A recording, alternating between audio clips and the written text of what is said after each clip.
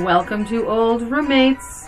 Today on the show, we revisit the classic summer thriller, Jaws from 1975. So get a bigger boat and join us.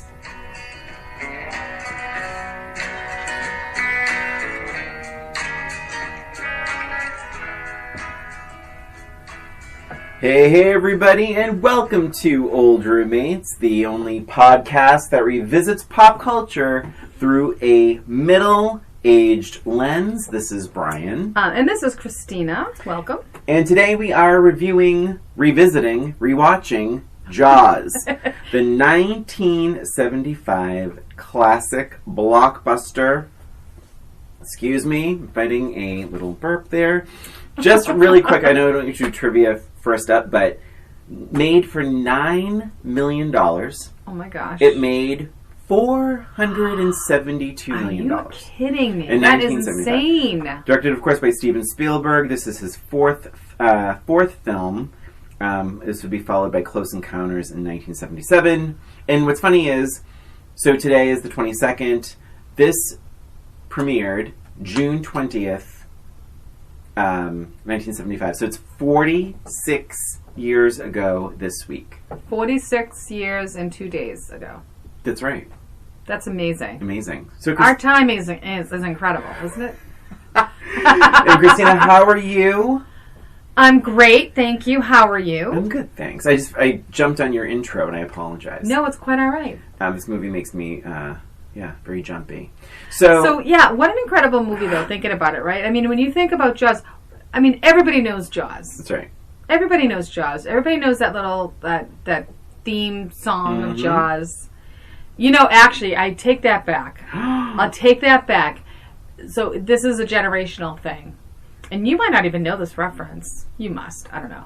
Anyway, I'm sitting at the kitchen table telling Emily that I'm going to be watching Jaws. Yeah. And I asked her if she wanted to watch it, and she said no. She's like, no, I want to be able to go swimming. That's right. And that's totally what happened, right? You watch this movie, and you never want to go swimming in the ocean again.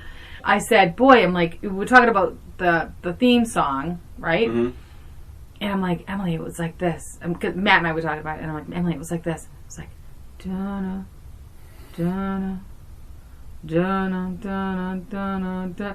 And all of a sudden she goes, oh, it's a Baby Shark. So do you know that song? Baby Shark. Yeah. Is that how it goes? It's sort of like that. It's like, do-do-do-do-do, Baby Shark, do-do-do-do.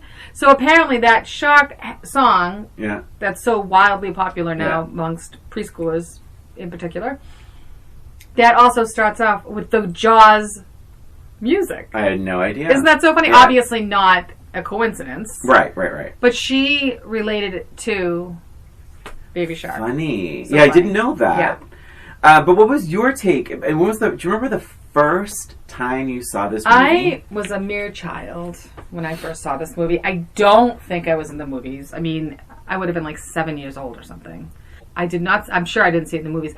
I don't know who I saw it with. I don't know where I saw it, but I remember seeing it, and I'm sure I was with my sisters, and I'm sure I was terrified. I mean, this was one of those movies that just stays with you, right? Yeah. It's a lot of it is very shocking that happens, and quick, and gory.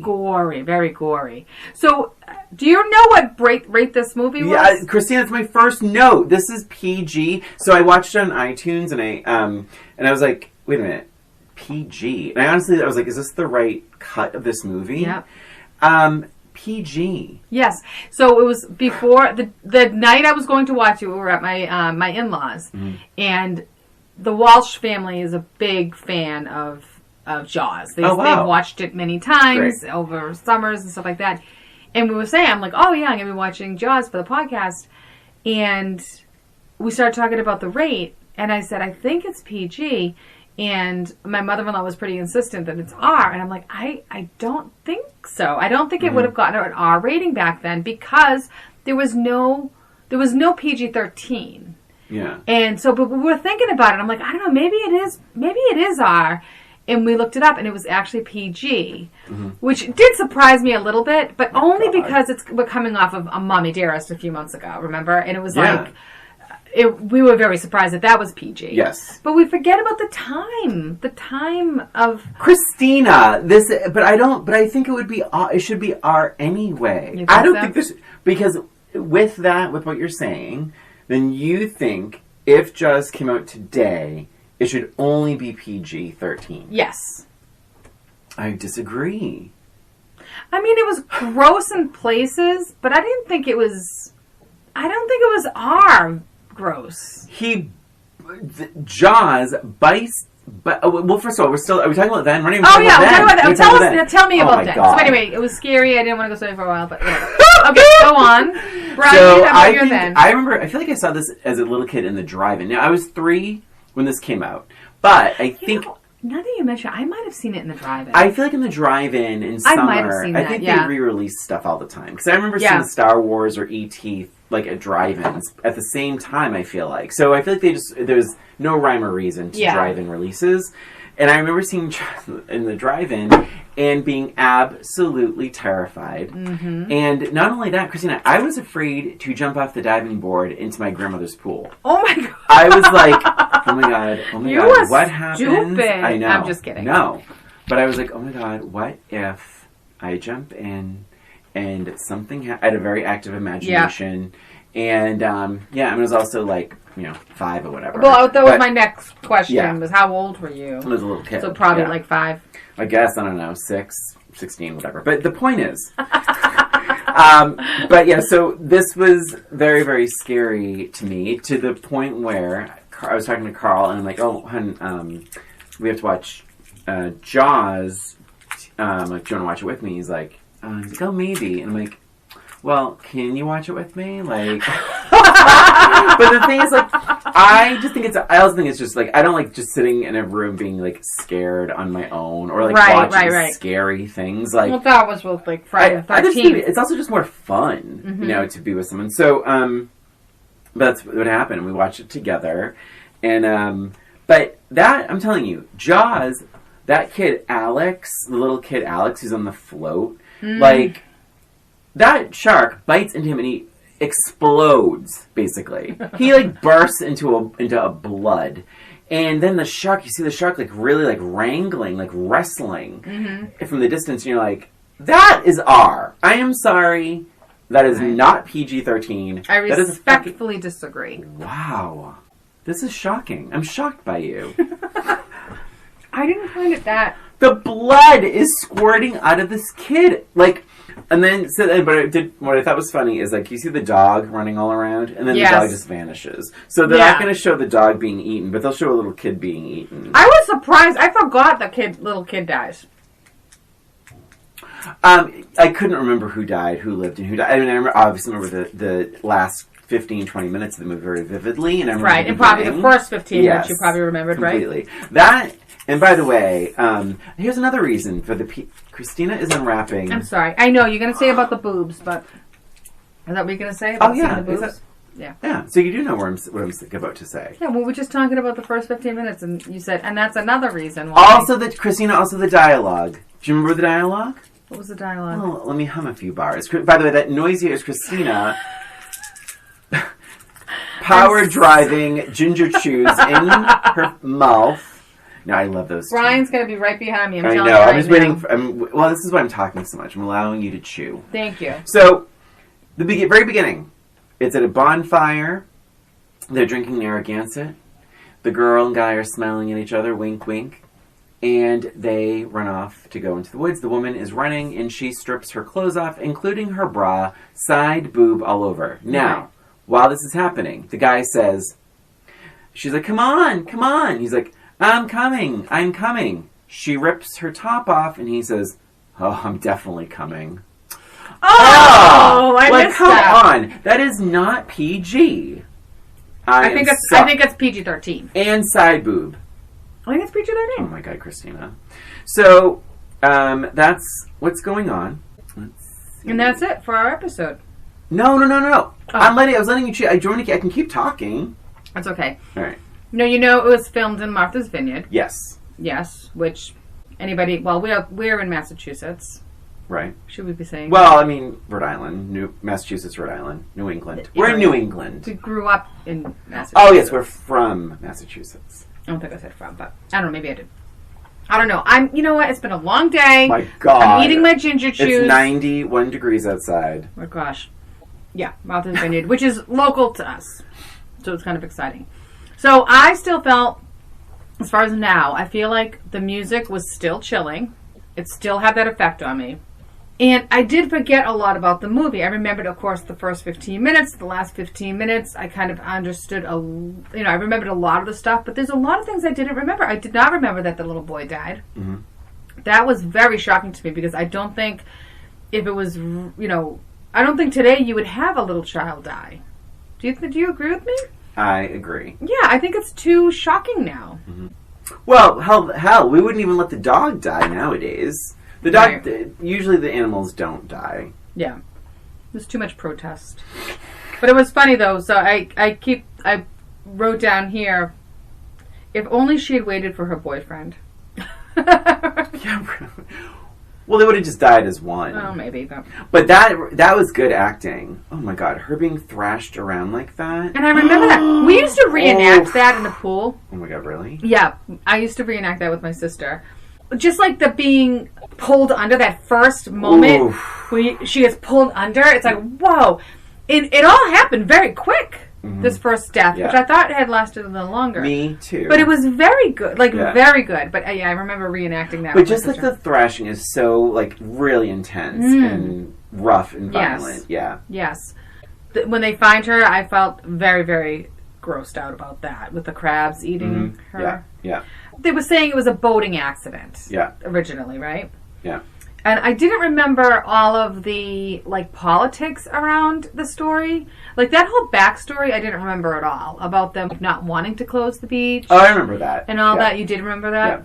I remember that line about you're just waiting for this to swim up and bite you in the ass or whatever. Yeah. Oh, yeah. But I love that they're like, where are the beach closed signs? There aren't any. I didn't catch that when I was a kid. A little bit different today. Yeah. Little bit different. Well, so that's a point, because I don't think they would... Here, the truth, I don't think they would close the beaches today. I think they would just say no swimming. They would leave the beaches open, but they would say no swimming. Because Christina... Well, we do see sharks a lot now. Well, no, I know, but in P-Town, I'm telling you, you see... They just say shark warning. It doesn't say beach closed, it just says no swimming. Shark sighting, no swimming. Yeah. That's all. And you trust people use their brain. You can't really close a beach, right? It's public property. Can you? Well, I think if it's for the... I don't know. I think there's probably an argument there for the safety. I don't know about Martha's Vineyard, how that works, but... I'm not sure either. God knows. But it was really interesting that nobody wanted to close the beach. Mm-hmm. Nobody really cared. Did you notice at the beach scene, Olivia Newton-John's playing in the background? What song? I Honestly Love You. Yes! Yes. Yes, I also... So, what I loved is that how this movie establishes fear, and it just doesn't... Brody's wife, played by, I believe, Lorraine... Gary? Gray, I think. Is it Gray or Gary? Shit. Oh, I wrote Gray, but I might have... Alright, should we look it up? Let's look it up. But she was great, by the way. That's my note! I don't remember her being so good in this, but she was great. I didn't even remember her. I remember her vividly from Jaws 4. So how many of these Jaws movies have you seen? Have you seen all 4 of them? It's Lorraine Gary. I was right. Oh, it is Gary. Good job. And there are, I believe, 4. Yeah, there are 4. Yeah, Jaws the Revenge. But I wasn't sure how many you'd seen. I've seen all of them. You did? Yeah. I think I saw 2 of them. I saw this one, and then the one with the underwater aquarium. Is that the third one? Jaws 3, yeah. And is that the one that has nothing to do with the other storylines? There's one that has nothing to do with the storylines. I think you're thinking of Halloween 3. No, because I read about this. Then it's 3. Then it's 3. Because, it just takes place in an aquarium. But I thought they didn't make one of the characters the son in Jaws 3? He might be in it, but it was the storyline was very different. Yeah. And all the other 3 were sort of real sequels. Absolutely. And holy crap, the Jaws 3, it's so, 3D... Yeah. Everything has that glowing blue outline around it, and nothing looks... Oh, God. But, yeah, so, let's see. Brody's wife, so she sees, so, she tells her husband, I think, like, calm down. He's like, come on in, get out of that boat. Yeah, and, I have this right now. It's so funny. The boat is tied to, like, the land, basically. He's not going anywhere. Not going anywhere. I mean, it's like he's in, like, a foot of water. And so, he's like, come on in here now, kids. What did I tell you?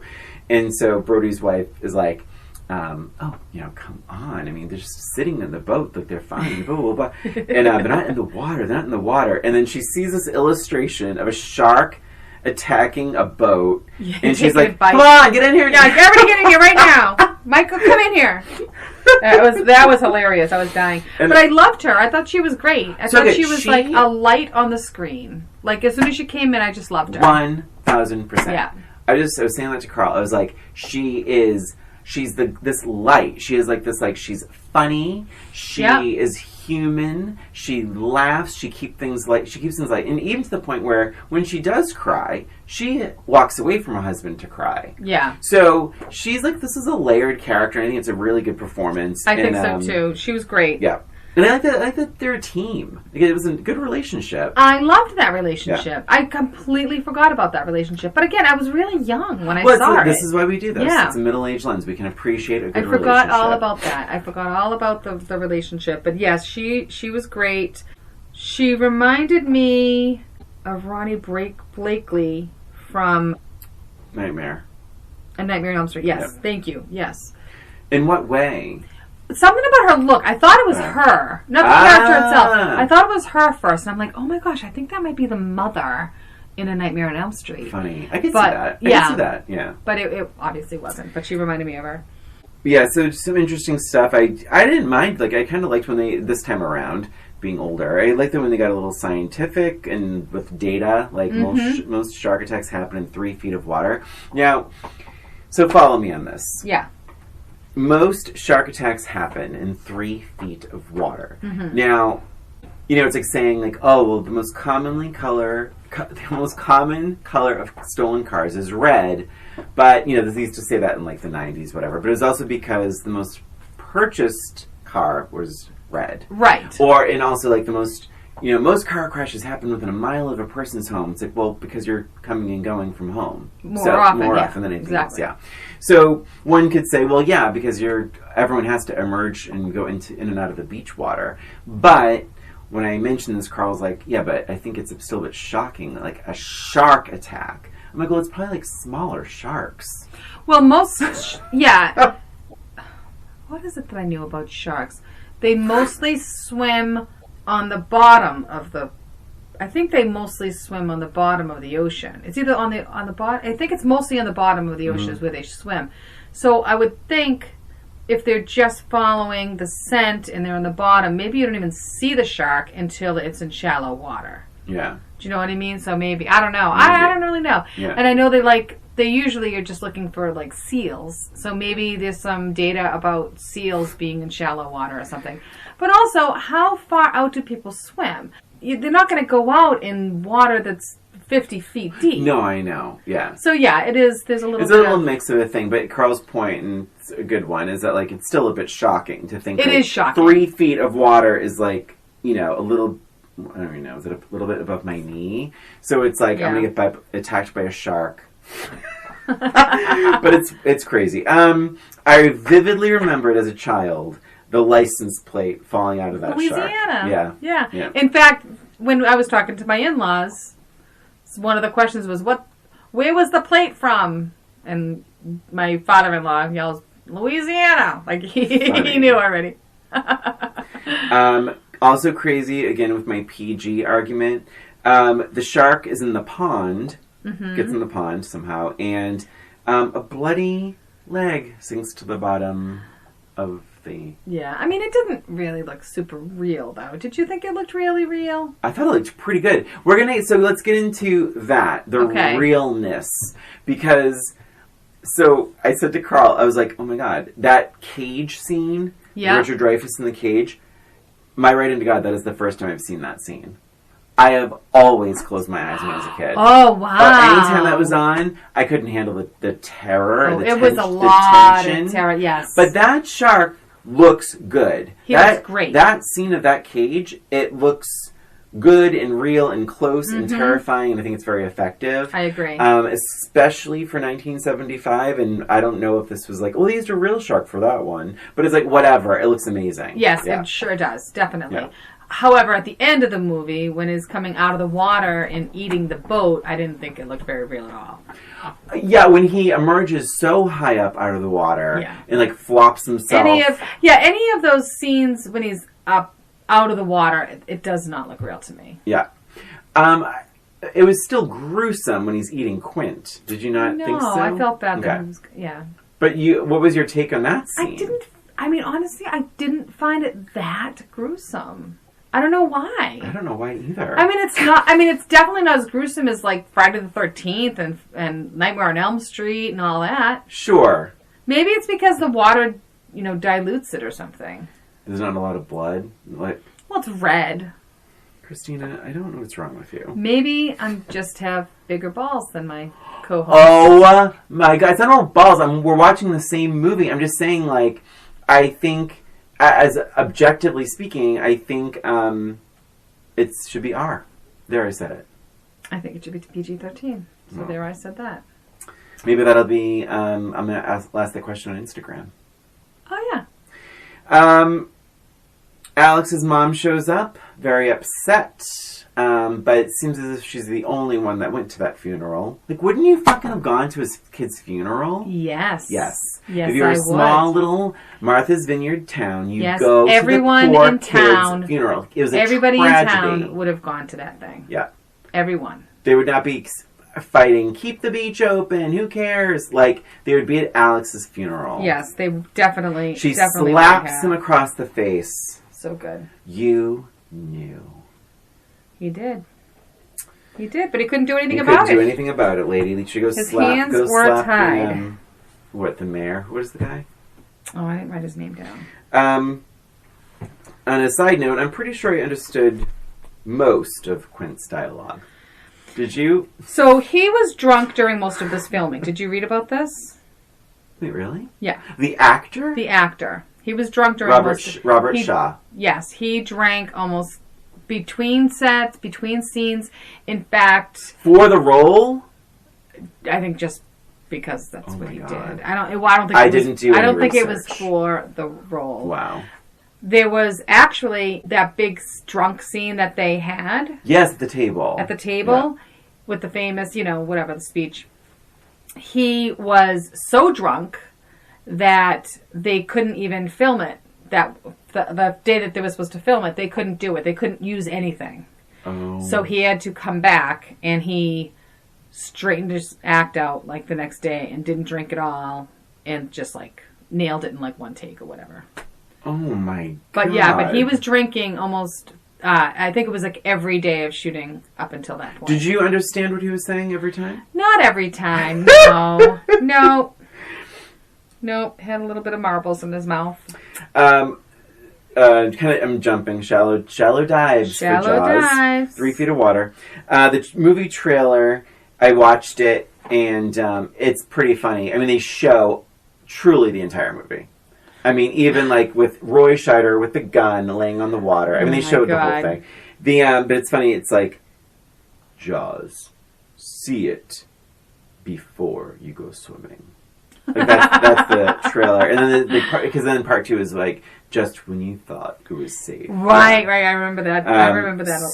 So effective. So what about Roy Schneider? Did you like him, his character? I liked Roy Scheider, Christina. Oh, that's right, Scheider. Oh my God, I knew it. As I'm writing it down, I'm like, I have to remember it's just Scheider. I'm just being a jerk. Which is, well, it's a kind of a silly name. You're making fun of his name. So here's what I loved. One of my favorite little moments between him and Lorraine Gary. So they're New Yorkers, and they're making fun of the Boston accent. Oh, right, yes. That, and by the way, I give a lot of shit to a lot of movies on this podcast about not capturing a proper New York / Brooklyn accent. And also we make fun of movies that can't do a Boston accent. I'm going to tell you right here and right now. Here we go, folks. Listen up. The scenes with that scene with Roy Scheider and Lorraine Gary with their New York accents, then making fun of the Boston accent, is a beautiful moment of acting. That's I great. loved it, and accents. Yes, very nice. Good. It's not often you say something positive about accents. I loved it. So, yes, I liked him too. I thought he was pretty believable. Although I still don't understand why he had to go on the boat at the end. Like, what was the point? He's the chief of police. I don't know. It didn't make any sense that he was there. The other two would have been able to handle it just fine. Wait, I do know this. Okay, so the conversation was... Oh, I guess because it was him. Well, I think because him and... From my understanding, wasn't it that, like, the mayor or whatever he is at the town didn't like the Richard Dreyfuss guy, but Roy Scheider's character believed him and wanted... So, but then the Robert Shaw character insisted on going...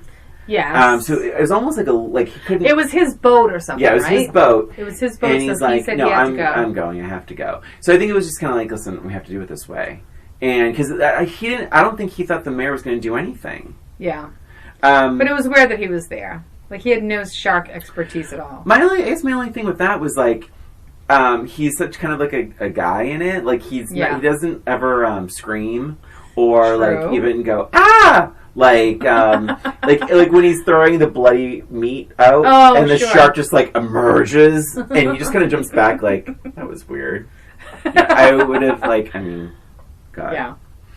And speaking of that moment, that scene, and those scenes rather, the boat sequence, there is a point, and I have it queued up in the music, where it just isn't scary to me. Mm-hmm. It's a little boring, if I'm going to be honest. I feel like the boat, when the three of them are on the boat, I feel like it changes from a horror to like an adventure. It's pirate music is what it is. Let me play it. Yes, it's when they are making the cage, and all of a sudden it's like this Disney, almost princess movie, Disney pirate. Here we go. Mm-hmm. And in this scene, Jaws is lugging like these barrels on his back.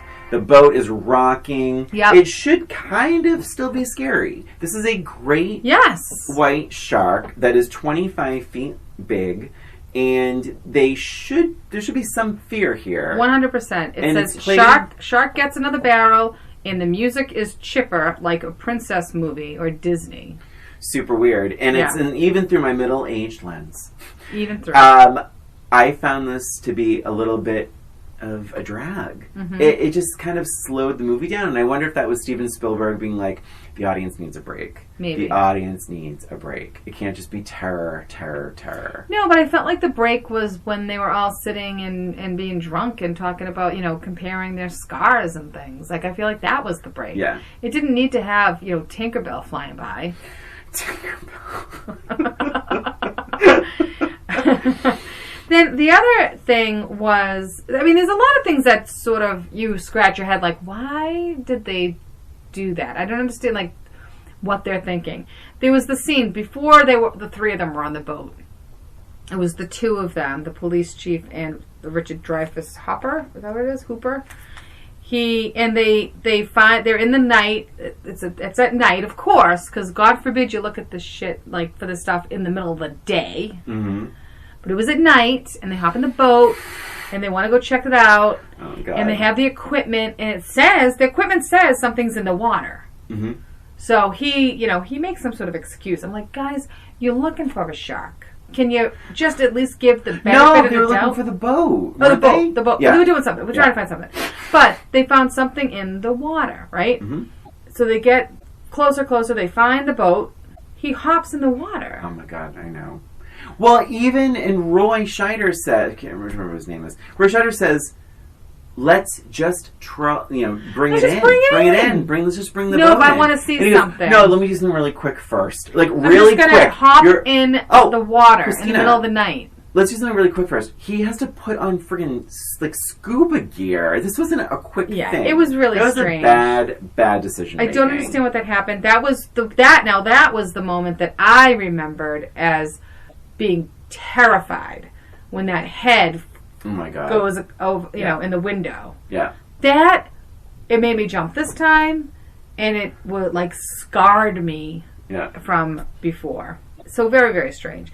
And then even after that scene, it says in the middle with people arguing, it had upbeat music as well.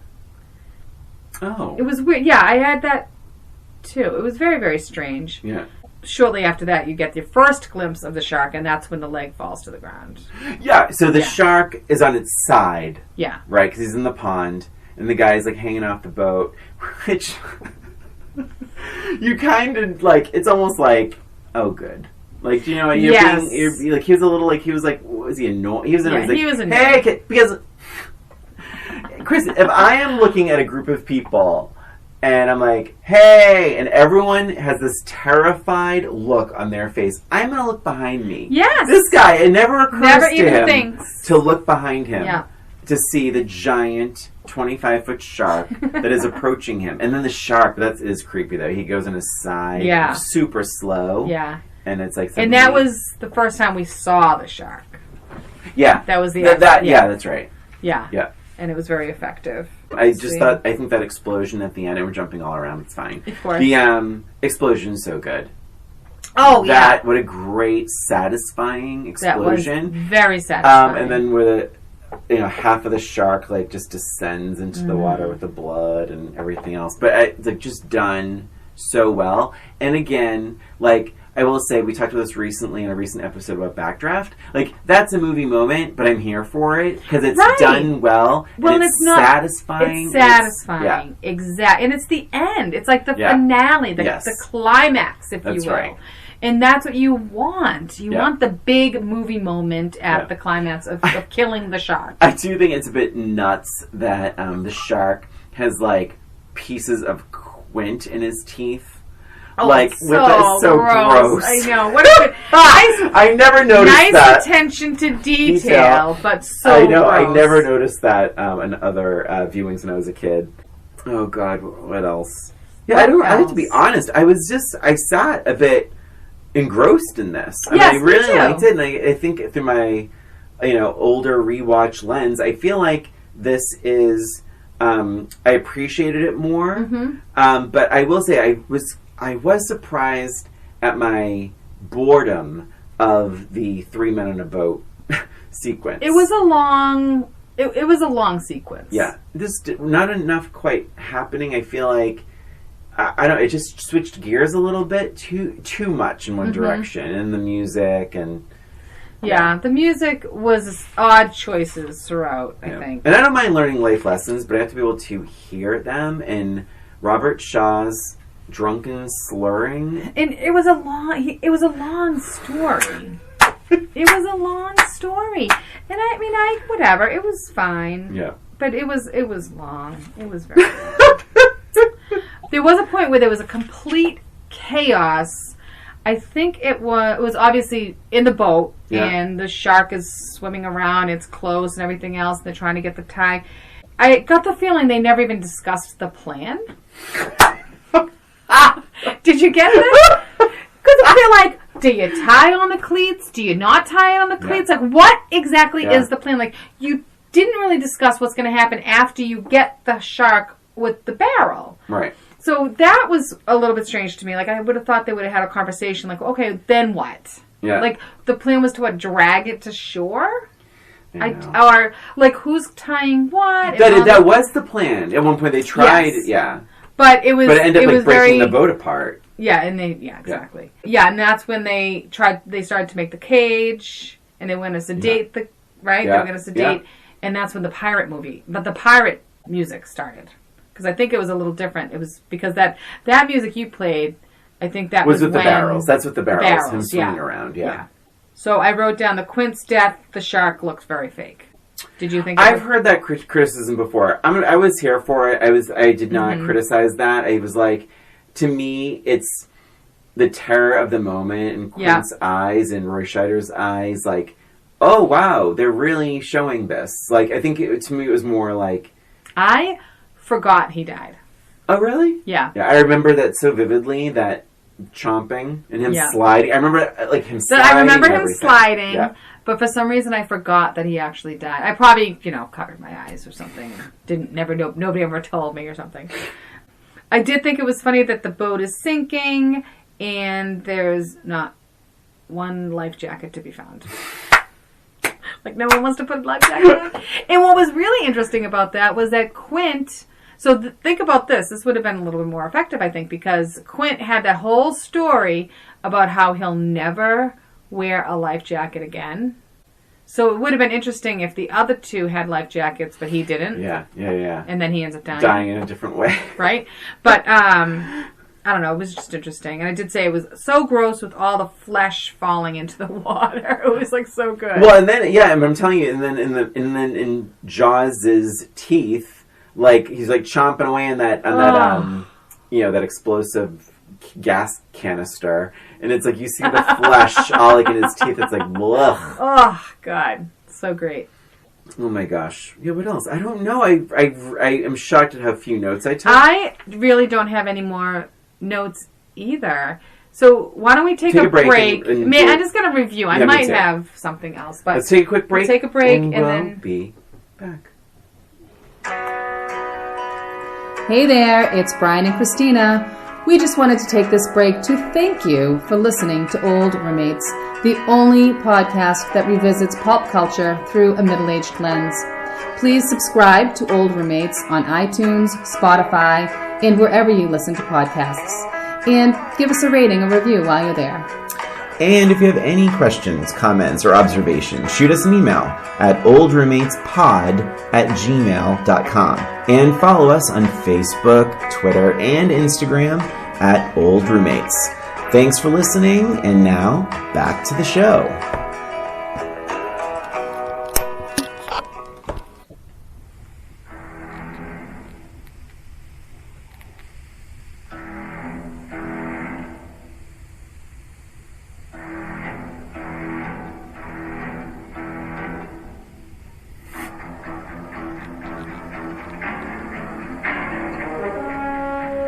And we're back talking about Jaws, the original 1975 blockbuster, again made for $9 million.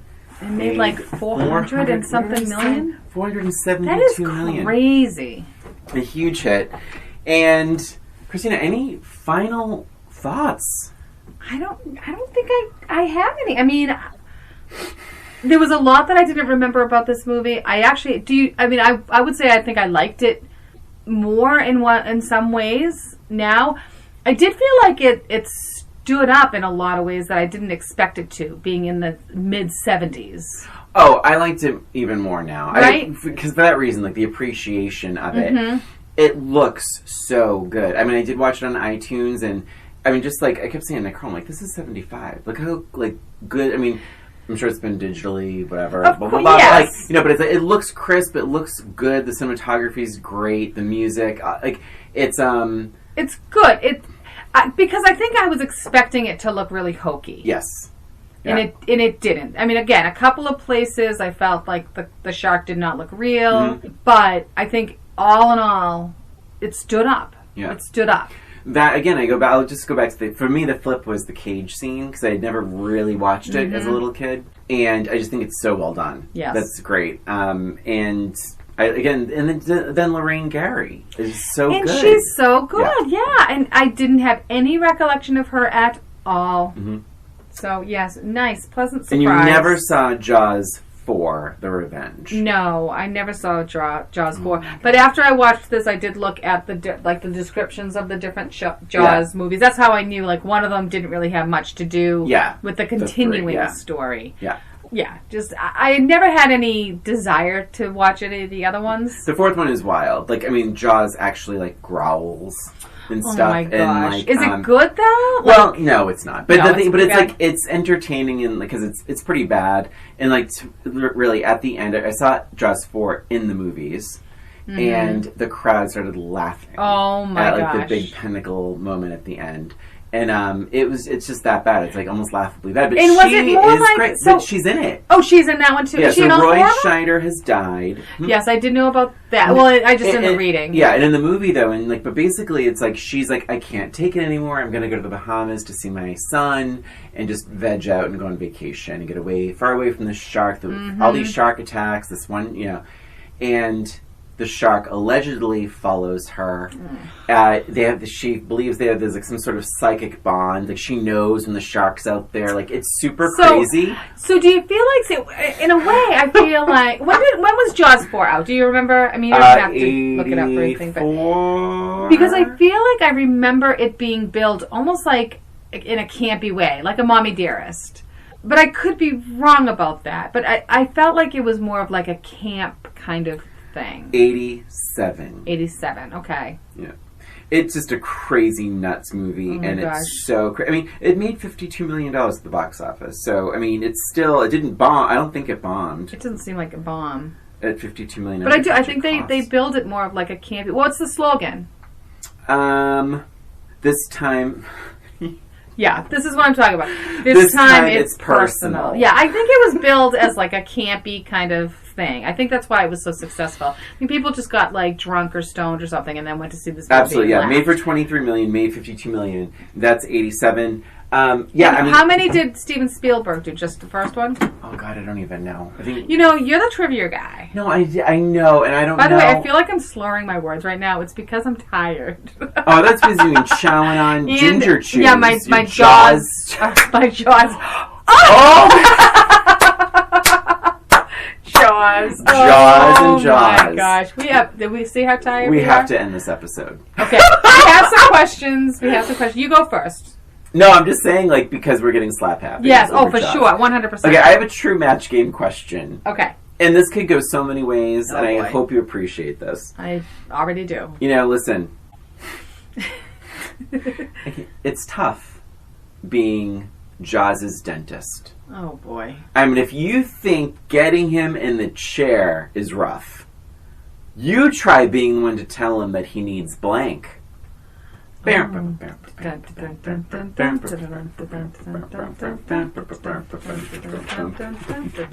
I have one of two answers, but I think I know. Oh my God, I have one of three answers. Okay. Oh God. Oh my God, I have like four answers. Oh, damn it. Go with your gut. Okay, I'm going with my gut. Go with your gut. All right, Christine, it's tough being Jaws' dentist. How tough is it? Thank you for asking.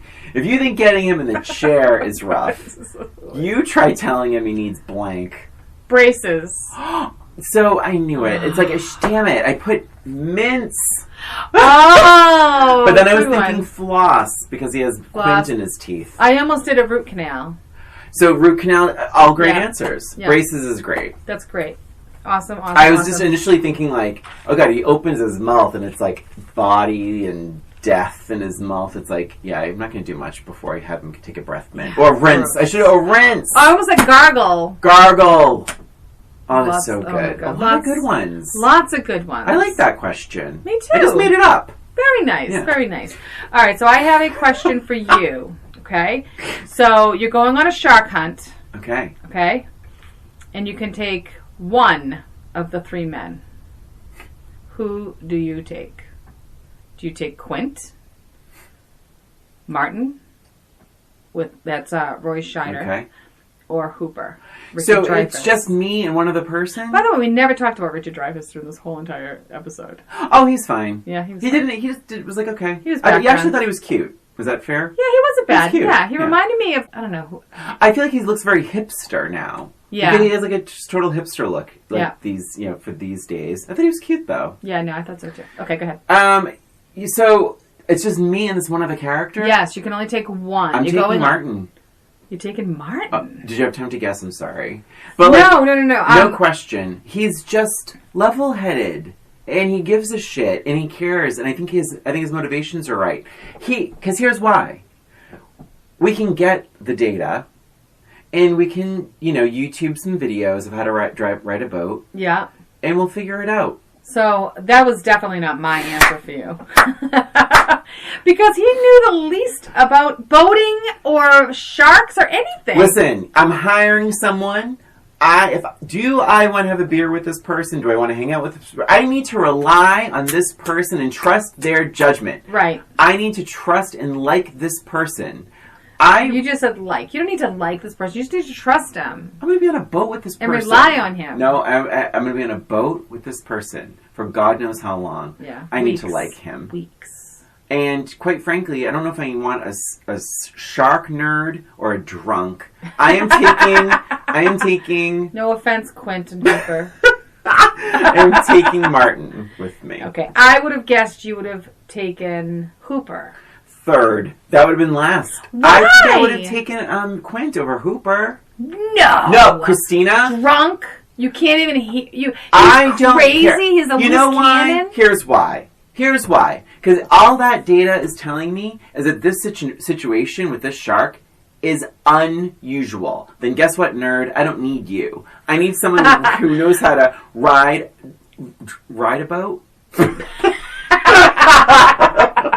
I need someone who knows how to drive the boat, and I don't need to know, like, well, usually sharks blankety blank. It's like, well, you're wrong already. But if you're hunting wrong. a shark, you're hunting for a shark. Don't you want to know? Don't you want to be with someone who knows about sharks? Gee, can I guess your answer, Christina?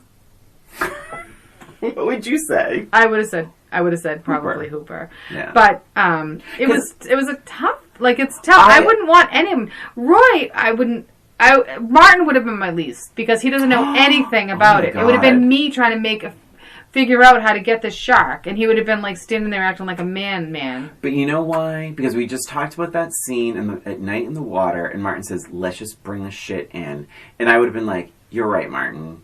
Like I want someone who's level-headed. That's my first pick. He's nice, he's smart, and there you go. Oh, Christina has closed the book. The book has been closed. Jaws has been closed. So we both liked it more. Yes. Happy summer, everyone. Yeah, happy summer. Happy swimming. Happy swimming. Be safe out there. And that is it for us and for this episode of Old Roommates. Thanks for listening. Please subscribe to Old Roommates on iTunes, Spotify, Stitcher, and wherever you listen to podcasts. And give us a rating or review while you're there, please. If you have an idea for the show or a suggestion or comment, you can email us at oldroommatespod@gmail.com. And don't forget to follow us on Facebook, Twitter, and Instagram at Old Roommates. This is Christina. And this is Brian. Thanks again for listening. Until next time.